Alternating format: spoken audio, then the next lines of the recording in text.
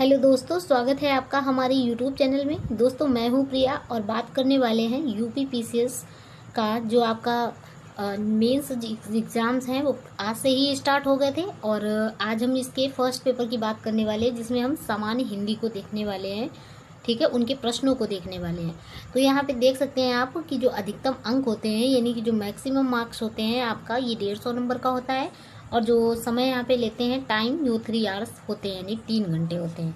ठीक है, तो प्रश्नों को देख लेते हैं क्या है इनमें और कैसे क्या क्वेश्चन आए हैं। इन सारी चीज़ों पे बात करने वाले हैं।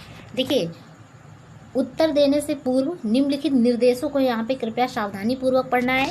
तो जो स्टूडेंट्स जिन्होंने इसका एग्ज़ाम दिया है तो उनके लिए काफ़ी इंपॉर्टेंट होगा कि पहले सबसे आपको पेपर को सही से पढ़ना है। सबसे पहली बात है, जो निर्देश होते हैं उनको अच्छे से पढ़िए।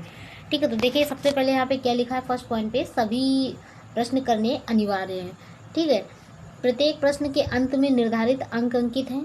और यहाँ पे पत्र, प्रार्थना पत्र या किसी अन्य प्रश्न के उत्तर के साथ अपना अथवा अन्य किसी का नाम, पता, अनुक्रमांक न लिखें।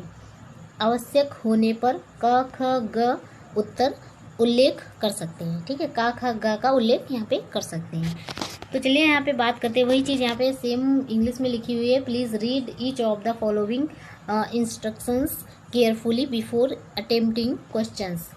देखिए, ऑल क्वेश्चंस आर कंपल्सरी और marks are given against each of the questions. Please do not write your और another name, address and roll number with later application or any other question. You can mention k kh g if necessary.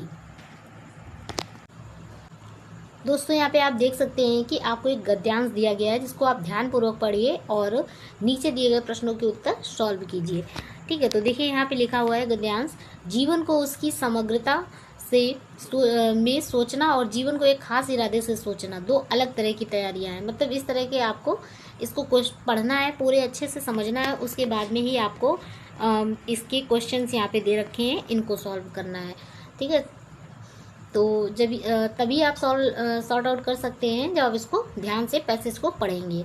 तो question number 1 देखिए लिखा हुआ है, प्रस्तुत गद्य का भावार्थ अपने शब्दों में लिखना है आपको। और राजनीति की भाषा का लक्ष्य क्या होता है, ये लिखना है। उपर्युक्त गद्यांश की निम्नांकित पंक्तियां व्याख्या सहित लिखनी है। ठीक है, तो इसके उत्तर आपको इनमें ही मिल जाएंगे अगर आप इसको ध्यानपूर्वक पढ़ेंगे। सेकंड में भी सेम चीज़ है, उसमें भी यही करना है आपको।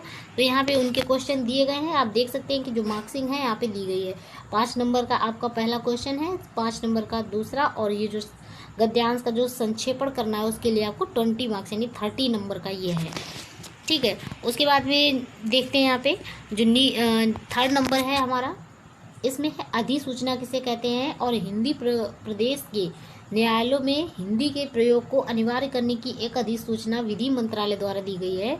इसका उपर्युक्त प्रारूप तैयार कीजिए। तो ये 10 नंबर का होगा, आपको इसका आंसर लिखना है।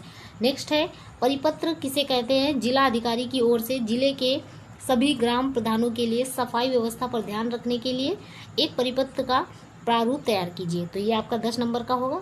और क्वेश्चन नंबर 4, निम्नलिखित शब्दों के विलोम लिखना है। तो देख सकते हैं आप, विपन्न, महत्ता और स्तुत, सद्भाव, विरल, शीर्ष, समष्टि, अपराधी, अवशेष और एकत्र, इन पे आपको विलोम शब्द लिखने हैं, सिनोनिम्स लिखने हैं इनके।